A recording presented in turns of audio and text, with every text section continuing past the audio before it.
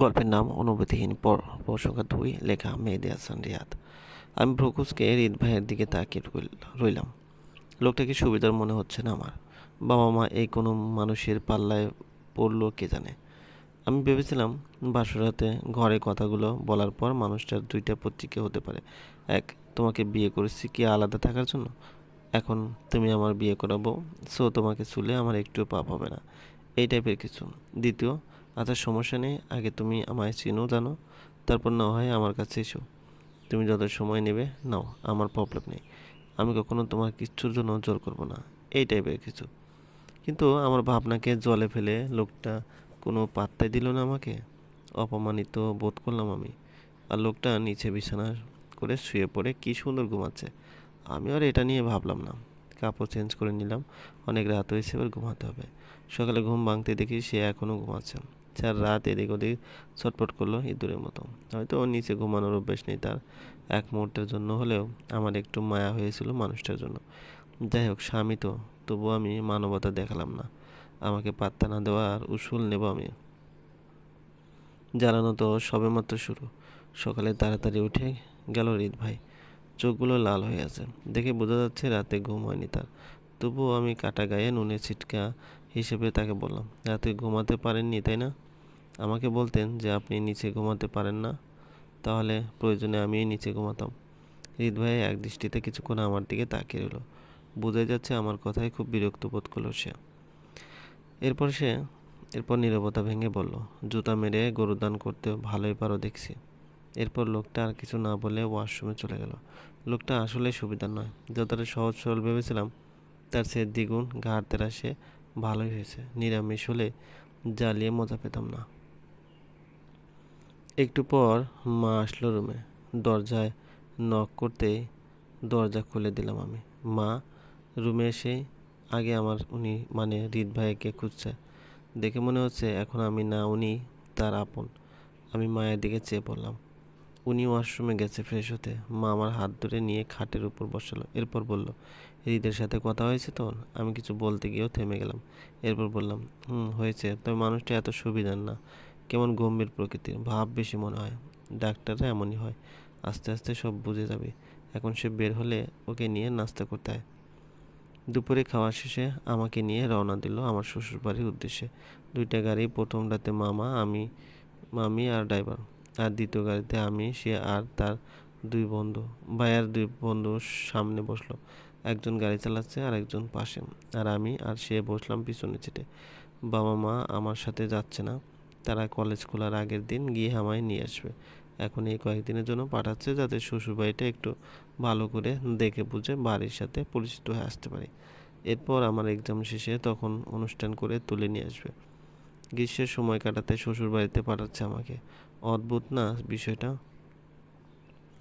আজ আমার খুব খারাপ লাগছে। বিষয়টা এমনও না যে একেবারে শ্বশুরবাড়ি চলে যাচ্ছে, বরং ১০-১২ দিন পর আবার কুমিল্লায় ব্যাক করবো বাবা মায়ের কাছে। এরপর এক্সাম পর্যন্ত যত মাস সময় লাগে তা বাবা মায়ের সাথে থাকবো। তবুও কেন যেন মনে হচ্ছে আমি আমার বাবা মাকে ছেড়ে অনেক দূরে সরে যাচ্ছে। বাবা মায়ের সাথে আমার অনেক দূরত্ব বেড়ে যাচ্ছে। এই তো আর কয়েকটা মাস, বাবা মায়ের থেকে সত্যিই অনেক দূরে হারিয়ে যাব। আমার বিয়ে হয়ে গেছে এটা ভাবতেই বুকটা কেমন যেন করছে। আসিফের কথা মনে পড়তেই অদ্ভুত ভয় কাজ করছে মনে। আমাদের এলাকার চেয়ারম্যানের ছেলে, তাদের একটা গ্যাং আছে, খুব খারাপ তারা। আমাকে কলেজে যাওয়ার পথে প্রায় ডিস্টার্ব করতো সে। এটাও বলেছিল তাকে ছাড়া আর কাউকে বিয়ে করলে আমাকে আর আমার স্বামী দুজনকে মেরে ফেলবে। তাই হয়তো বাবা হুটহাট এভাবে বিয়েটা দিয়ে দিল। এখন আমার স্বামীর বাড়ি তো অনেক দূর, ঢাকা। কিন্তু বাবা মায়ের জন্য খুব চিন্তা হচ্ছে আমার। আমার বাবা মায়ের কিছু হলে আমি বাঁচতে পারবো না। এসব ভাবতে ভাবতে কখন যে অশ্রু গড়িয়ে পড়লো তা বুঝতে পারিনি। এই রাফি, কয়েকটা টিস্যু পেপার দে তো, না হলে এক্ষুনি তোদের ভাবি গাড়িটাকে অথই জলে ভাসিয়ে দেবে। হৃদ ভাই কথাটা বলতেই তার দুই বন্ধু হাসা শুরু করলো। আমি বুঝতে পারছি না সে সে কি টিস্যু চাইলো নাকি আমায় ইনডিরেক্টলি অপমান করলো। সে এক হাতে ফোন টিপছে, অন্য হাতে আমার দিকে টিস্যু পেপার এগিয়ে দিল। আমি টিস্যু নিয়ে অশ্রু মুছে নিয়ে বাইরের দিকে তাকিয়ে রইলাম। প্রায় সন্ধ্যা ঘনিয়ে এসেছে আর আমরাও চলে এসেছি প্রায়। কুমিল্লা থেকে ঢাকা আসতে আসতে সন্ধ্যা পার হয়ে গেল। বাড়ির গেটের সামনে এসে গাড়ি থামলো। দেখি বাড়িটা কৃত্রিম আলোয় জ্বলছে। দারোয়ান গেট খুলে দিল। গাড়ি একটা একটা করে বাড়ির ভিতরে ঢুকে গেল।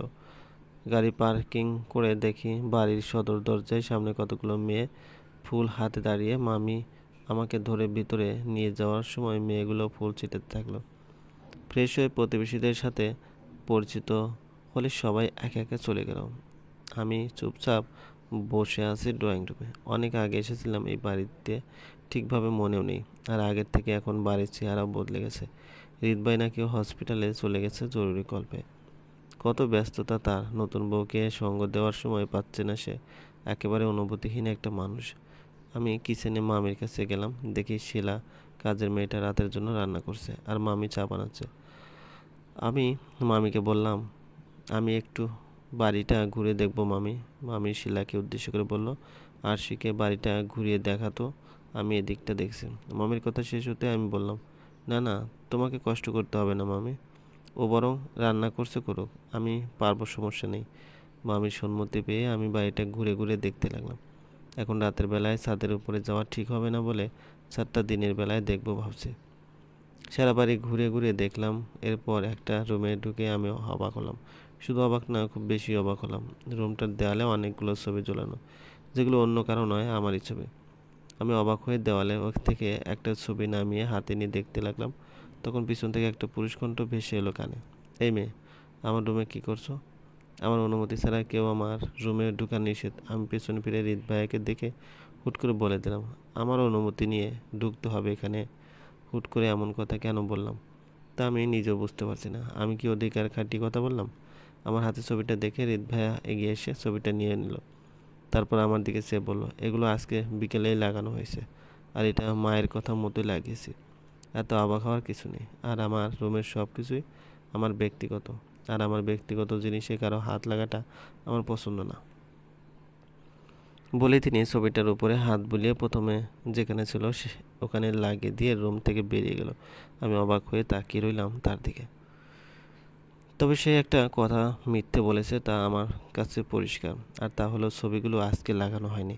কারণ আমি যখন ছবিটার উপরে হাত বুলিয়েছিলাম তখন ছবিটাতে বালুর উপস্থিতি টের পেয়েছিলাম। যদিও খালি চোখে তা দেখা যাচ্ছিল না, তবু বুঝলাম ছবিটায় কিছু বালির উপস্থিতি ছিল, আর যা আজকের দিনে এই রুমে আসা অসম্ভব। তার মানে ছবিগুলো অনেক আগে থেকে এই রুমে সেট করা। কেন জানি আমার মুখ দিয়ে একটা হাসি ফুটে উঠল। লোকটা কি আসলে অনুভূতিহীন, নাকি এগুলো মাত্রই অভিনয়? চলবে। গল্পটি ভালো লাগলে অবশ্যই লাইক করবেন, কমেন্ট করে জানিয়ে দেবেন। চ্যানেলে যদি নতুন হয়ে থাকেন অবশ্যই সাবস্ক্রাইব করবেন, পাশে থাকা বেল আইকনটি প্রেস করে রাখুন যাতে নতুন নতুন ভিডিও আপলোড করার সাথে সাথে আপনার নোটিফিকেশন চলে যায়। অলরেডি যারা সাবস্ক্রাইব করে রেখেছেন তাদেরকে অসংখ্য ধন্যবাদ। ভালো থাকবেন।